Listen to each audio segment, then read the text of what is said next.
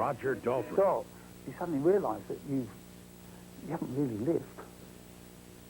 It's, you know, it's such a tiny little scratch on the surface of a real life.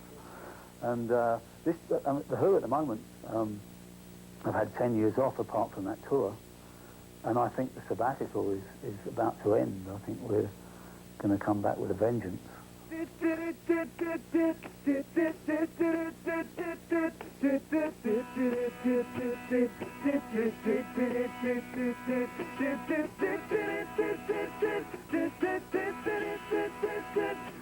Tonight on In Concert, a special performance from Roger Daltrey. Friday, waiting at the gates of heaven. The weekend starts at 7. We get 48 hours of fun. For 5 days, working on a line for 5 days. Time to change the look on my face. I'm waiting for the star to shine. Mr. Big. Last month, In Concert caught up with Roger Daltrey during his historic visit to Rockline. It was an evening of intimate live performance and call-in questions as Daltrey premiered his new release, Rocks in Your Head.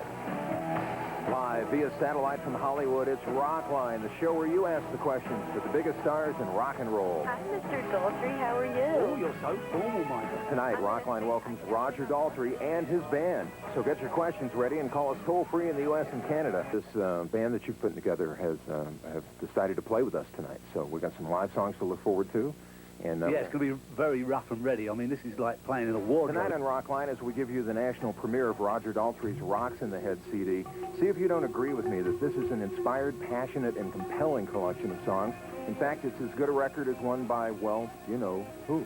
Let's hit the phones. I think that's a good idea. We got Mark on the line in Ocean City, Maryland, listening to The Beach, 93.5 WZBH. And Mark, you are on the Rockline. Hey, what's up, man? Hi, Mark. Hey, dude, you're one of my idols, man. Thank you. Oh, this is so cool. Hey, listen, Roger, I got a question for you. I just want to say that I think you're fabulous, and to me, you are the greatest male rock vocalist of all time. Thank you. To be the sad man behind the blue eyes. Naturally, that song starts and they say, we can do that better live. What made you want to get into a singing career in the first place? Oh, I just didn't want a real job. Roger is ready. The band is ready. What song are you going to play for us? We're going to try a single. I mean, I have really great trouble remembering the words I've written. For some reason, if you write the words, it's really hard to remember them. So it's going to be kind of really off the wall. I've got a band here. I'll introduce them later. Anyway, Days of Life. 1, 2, 3,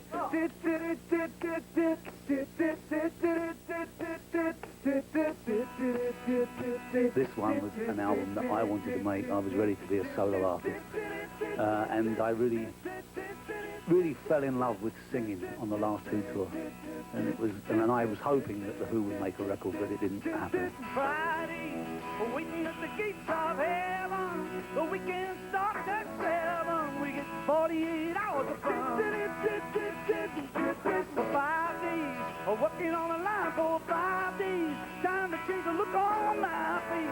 I'm waiting for the star to shine. There's a lot of fire and passion in this record, Roger. How did you rekindle the obvious fire that's on this album? On this one? On this one, yeah. Seems like you're really into it this time, and the music reflects that. Yeah, this is probably the first album, solo-wise, that I've ever really, really wanted to make. We're going to play another song right now, another national premiere for you from Rocks in the Head. And this one, very appropriate for an election year here in America. Yeah. This is called Who's Gonna Walk on Water on Rockline. How much of those early years do you remember, or is it now just all of a blur? When you listen to actual Who records, there's no one comes anywhere close to sounding anything like The Who. It was a totally unique form of music. I mean, mainly because the way the actual uniqueness of Townshend's writing. What originally sound like 3-chord songs turn out to be 23-chord songs. This is a little thing we did the other day, but we usually do it acoustically, so this is going to be kind of different even again. Do you recognise this? I know you deceive me, now here's a surprise. I know that you have, 'cause there's magic in my eyes. I can see for miles and miles.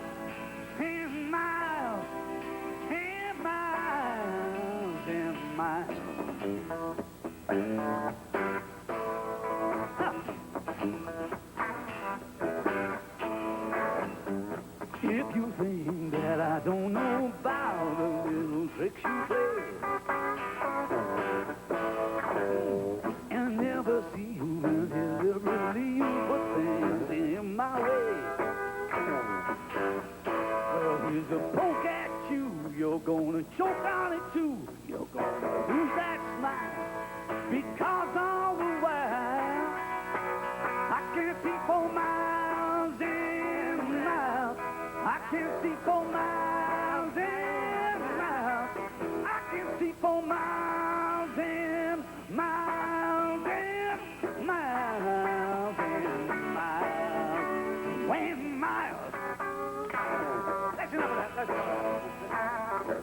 So this is the kind of fun we've been having, as you know, throwing things at the wall and seeing what sticks. I wanted to make an album with American musicians because they definitely have a different feel for rock than English guys. And I thought it would be interesting, after all these years working with just Englishmen, just to actually work with Americans. And we call them Sherman tanks in England. Let me recap first. What's that? We're standing here in a room, Yes. the size of a New York City studio apartment. That's right. There's about 12 of us in here. That's right. It's 180 degrees. That's correct. And Roger's in his boxer shorts. It's not pretty. Thanks for the call from North Carolina. We go to Virginia right now. Christian is on the line listening to XL 102 in Richmond. Hello. Hi. Hi, Roger. Hi, how are you? I like to say I'm an avid listener to The Who, and I love the way you sing. Thank you. It has a lot of conviction. I want to mention that everybody can see the Rockline Gas Chamber and watch the band, what they just did on ABC TV's In Concert. That's coming up in the month of August. There's camera crews in here, which makes the room even cozier than it already is. For punishment, oh yeah. Are we crazy? We are a bit warm. Man, all right. Some boys look older and the young ones smiling, yes.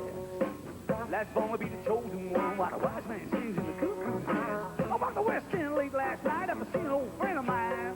We talked about the place and the way it was when a boat could get a break before these times change. If you'd asked me to do this 5 years ago, no way would I have done it. I've been terrified of it. But now I really don't give a what's it. I really don't care about any of that. And to me, I just want to sing wherever. But you have to drag us down with you if you don't care? Oh, well, dragging you down isn't hard, Rick. Oh, thanks.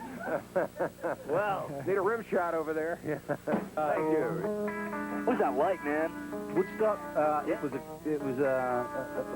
well, I can only describe it as an incredible experience. It was a band called Creedence Clearwater Revival, and they did this great song that I still love. Don't give it away. Well, I'll tell you later, but it's the only piece of music I remember from Woodstock. Mr. Papa, Daddy is me. Daddy said, son, don't let the man get you and do what he done to me. Don't let him get you now.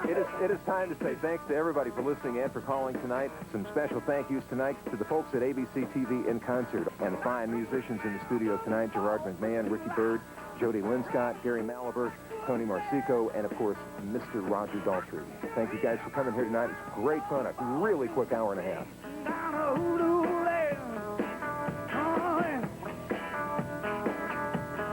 Born on a bayou. Born on a bayou. Born on a bayou. Born on a bayou. Good night.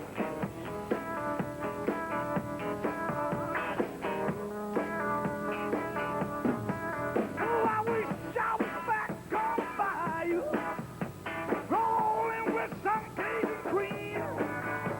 I could still hear an old freight train coming, now tubing on down through Orleans.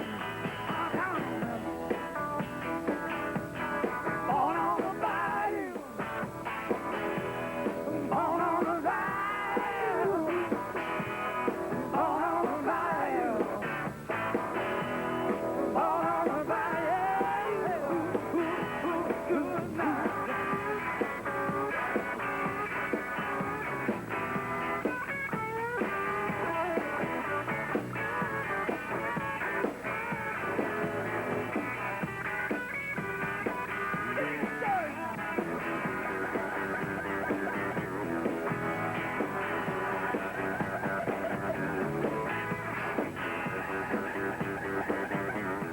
To be performing